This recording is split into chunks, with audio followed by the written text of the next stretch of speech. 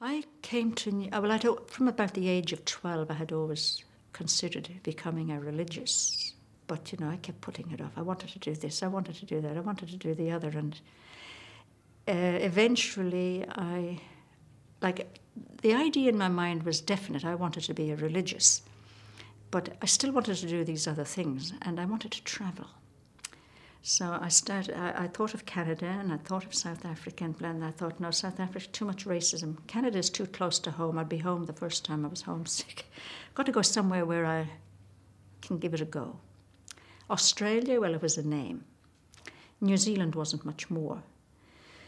But I had met a couple of New Zealanders, and they seemed to be very nice people. And so I thought I'll write to New Zealand House in London, because I was living in England. So I wrote to New Zealand House, and they sent me these paper, which was all quite out of date.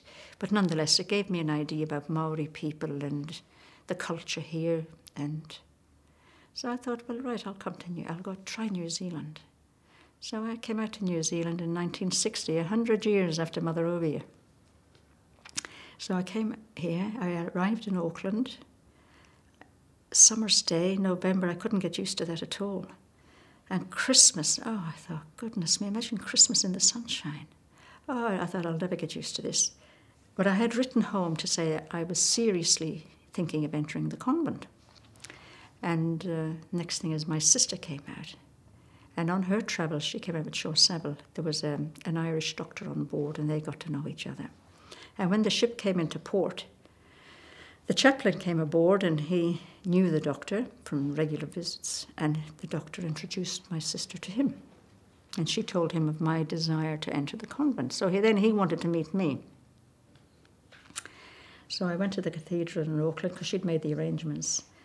I went there. She was already on her way back to England. And he said to me, you should enter the Sisters of Compassion. And I said, why should I enter the Sisters of Compassion? Well, we'd been talking for a wee while, what I'd like to do and what I wouldn't like to do. And he said, they care for the poor, every needy person, they try and care for any need there is, and I think you would find it to your liking. And he said, and also there's a sister just down the road, he said, comes from the same place. So she was a Sister of Compassion, Sister Brendan. And lo and behold, she came from Ireland all right, just 3 miles away from where I lived, and knew all my family. So I thought, well, this is a strange coincidence. So I said to him, well, I really wanted to join a mission order. He said, look, try this. If you don't like it, you can go to your mission order. And I said, all right. So anyhow, I finished up. I went out to Herne Bay to see Sister Brendan.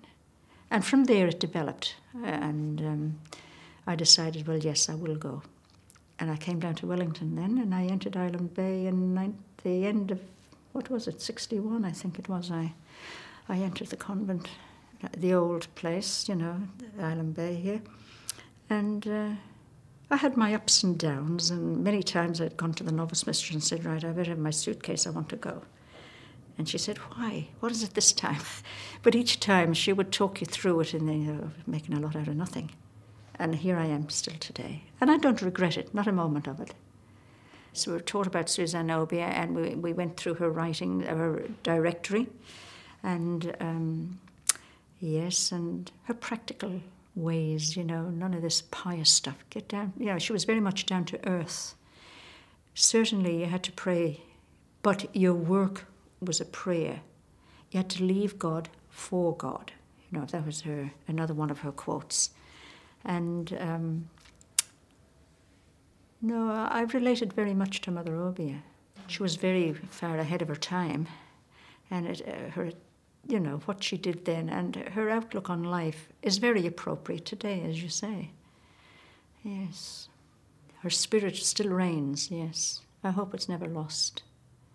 Yes, even if it's not among the sisters. Well, I mean, it will be among the sisters, but even if the sisters die out, if you like, I think there's a lot of people in the city that would still carry that spirit with them. But who knows where we're going from here? Who knows the future? Mm. But I was really impressed with, well, that's a very poor choice of word, really. But I really felt I identified with Mother Obia in her desire to serve God in His poor, wherever they are, wherever the need, whatever, you know. And I know on one occasion I was asked to go to Carterton, which was, at that time, we had a home for the physically and mentally handicapped children. And my concern was, oh Lord, how am I going to cope with them?